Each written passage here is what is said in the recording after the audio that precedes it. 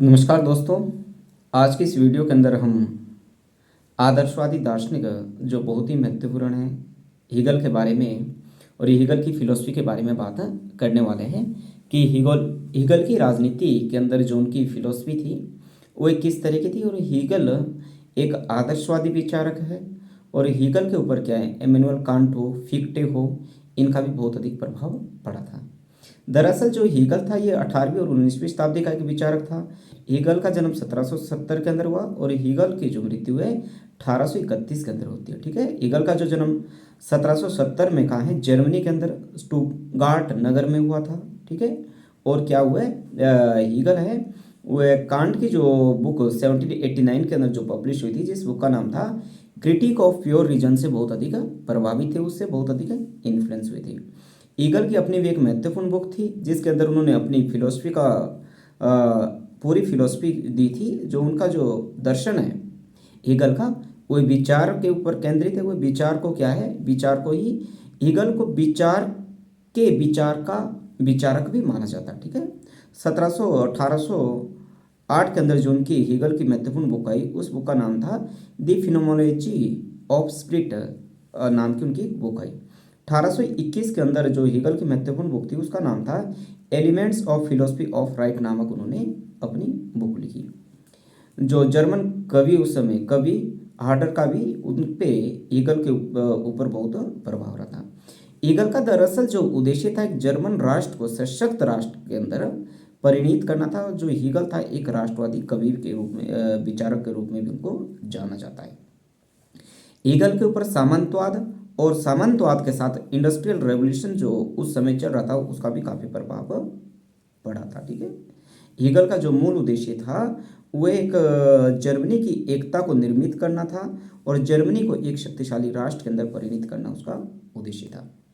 राज्य के बारे में हीगल क्या कह रहे हैं, राज्य के बारे में हीगल क्या कह रहे हैं कि जो राज्य है वो एक अंगिक संस्था और राज्य को सर्वोच्च मान रहे। ठीक है, वो कह रहे हैं कि जो राज्य एक नैतिक अपने आप एक नैतिक संकल्पना है। जो ये विचार हुए इमैनुअल कांट से अपना विचार रह रहे हैं और राज्य का स्वयं का एक अपना एक व्यक्तित्व है। ठीक है, इसके विचार में जो राज्य था वह साध्य है और जो व्यक्ति है वो एक साधन मात्र है। ठीक है, हीगल के अनुसार जो राज्य का जो मूल कार्य है नागरिक समाज को नैतिक दर्शन देना है, नैतिक रूप से उसको निर्देशित करना राज्य का काम है हीगल के अनुसार।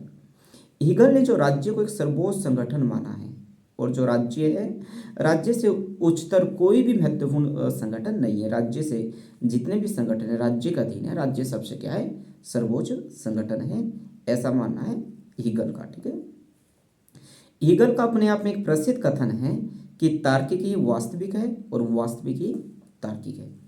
इसके साथ साथ हीगल ये भी कह रहे हैं कि जो मुक्ति मूलक है वह वास्तविक है और जो वास्तविक है वह मुक्ति मूलक है। ठीक है, जो हीगल की जो चिंतन पद्धति थी वह द्वंद्वात्मक पद्धति जो डायलेक्टिकल पर आधारित थी।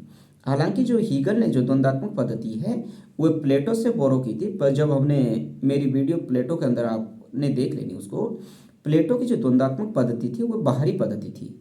क्योंकि प्लेटो ने जितनी अपनी रचनाएं उसने लिखी, जब उसने अपना थ्योरी ऑफ जस्टिस की कॉन्सेप्ट दिया, उस समय क्या होता था कि प्लेटो एक दूसरे के जो विचार है उनको काट के अपने विचार को आगे बढ़ाते थे। ठीक है, वह डायलेक्टिकल था, मतलब वाद संवाद होता था और एक दूसरे के विचारों को काट के आगे बढ़ा जाता था। मतलब यदि दो विचारकों के विचार के बारे में कोई कमी हो तो उस कमी को दुरुस्त करते हुए एक नया विचार पेश किया जाता था। परंतु जो हीगल का जो द्वंद्वात्मक पद्धति है, हीगल की द्वंद्वात्मक पद्धति बाहरी नहीं बल्कि आंतरिक है। हीगल का ये मानना है, उसने क्या जो विचार को उसने चेतना माना और जो चेतना अवस्था के अंदर हुए क्या है, अपने एक शैशव अवस्था के अंदर रहती है और विचार भी क्या विकास के मामले में आगे बढ़ना चाहता है। जैसे हीगल ये मानता था कि यदि कोई पत्थर है, पत्थर के अंदर भी चेतना होती है और समय के साथ साथ क्या हुआ बाहर निकलती है। जैसे एक पत्थर ही है, उससे भी कुछ समय के बाद क्या है घास उस पर उग जाता है, उस पर पेड़ उग जाता है। तो ये क्या कर रहा है, ये क्या चेतना का परिणाम है हीगल के अनुसार। ईगल क्या कह रहा है, जो राज्य का निर्माण है, राज्य का निर्माण के लिए भी वो डायलेक्टिकल मेथड की तरफ से राज्य के निर्माण को बता रहा है। हीगल ये कह रहा है कि जो सबसे पहले क्या है, परिवार आया। परिवार के अंदर क्या होता है, प्रेम होता है, स्नेह होता है, ठीक है। परंतु जो परिवार को क्या हुआ है, राज्य का पहला कंपोनेंट मान रहा है और परिवार को हुए थीसिस के अंदर यहाँ पे काउंट कर रहा है, ठीक है। वाद, या हिंदी में उसे वाद कहते हैं, थीसिस। और परिवार के अंदर जो बहुत सारी जो जरूरतें वो मनुष्य की पूरी नहीं हो सकती है, उसके लिए एक समाज बनता है। और समाज के अंदर प्यार भी हो सकता है, स्नेह भी हो सकता है। परंतु प्यार और स्नेह के साथ साथ समाज के अंदर कंपटीशन है, वहाँ पे हो सकता है कुछ प्यार ना हो, स्नेह ना हो, छल कपट हो। इसलिए वो क्या, समाज को क्या हुआ, एंटीथीसिस कह रहा है। और परिवार और समाज के अंदर थीसिस और एंटीथीसिस के अंदर क्या है, संघर्ष होता है, कन्फ्लिक्ट होता है। उससे एक नई स्टेज बनती है। मतलब जिस स्टेज के अंदर क्या है, सोसाइटी के भी अच्छे गुण होते हैं और परिवार के भी अच्छे गुण होते हैं, उससे बनता है राज्य। और राज्य क्या है, अपने आप में सर्वोच्च है।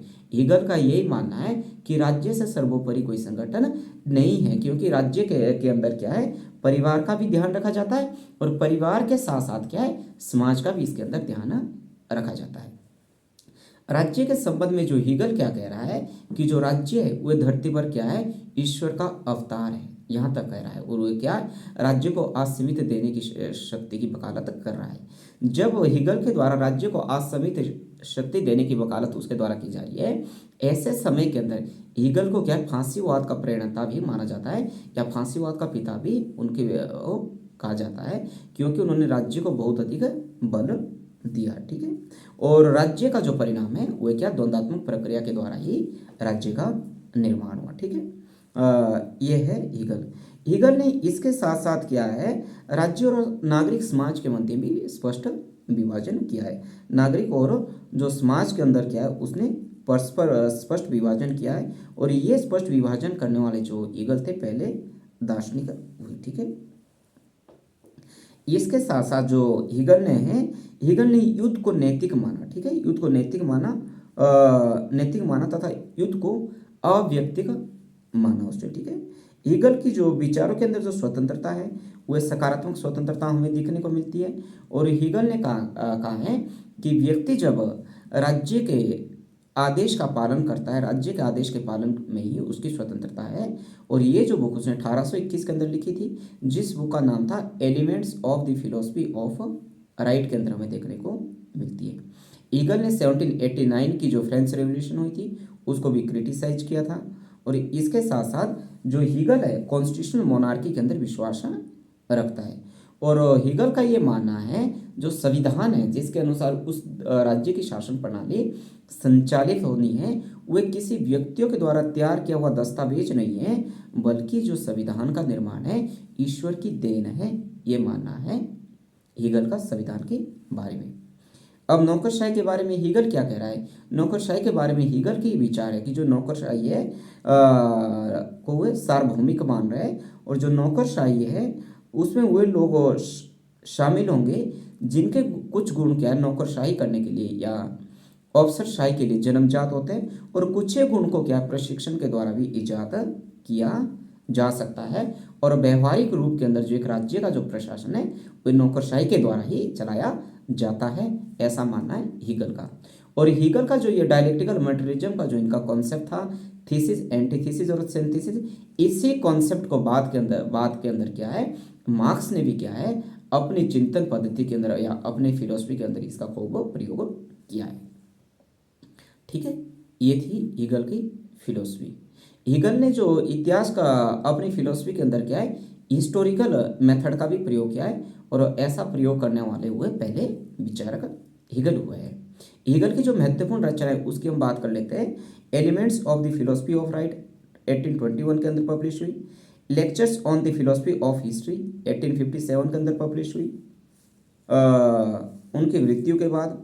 और the phenomenology of split of the phenomenology of mind, ये 1807 के अंदर पब्लिश हुई। द साइंस ऑफ लॉजिक, ये 1816 के अंदर पब्लिश हुई। और the encyclopaedia of the philosophical science 1817 के अंदर हुई। द जर्मन कॉन्स्टिट्यूशन, ये 1802 के अंदर पब्लिश हुई। लेक्चर्स ऑन एस्थेटिक्स, ये 1802 के अंदर पब्लिश हुई ये बुक। 1818 के अंदर, सॉरी। और lectures on the philosophy of religion, ये 1827 के अंदर क्या है, हीगल की बुक पब्लिश हुई है। कहने का ये मतलब जो हीगल का पूरा जो दर्शन है, ये डायलेक्टिकल मटेरियलिज्म, डायलेक्टिकल के द्वंद्वात्मक पद्धति के आधार पे दिया गया है, जिसके अंदर वो जो राज्य को वो सर्वोच्च मान रहे हैं। इससे जो प्रश्न है यूपीएससी के अंदर या यूजीसी नेट सेट के अंदर, कॉलेज कैडर के अंदर और जो पीजीटी का पेपर है, हीगल से जो भी प्रश्न बनेंगे, उम्मीद करते कि इसी वीडियो से आपके प्रश्न बनेंगे। इसलिए आपसे अपील है कि आप मेरे इस चैनल को वीरेंद्र एचवी को लाइक करें, सब्सक्राइब करें और अपने दोस्तों के साथ ज़रूर शेयर करें। Thank you.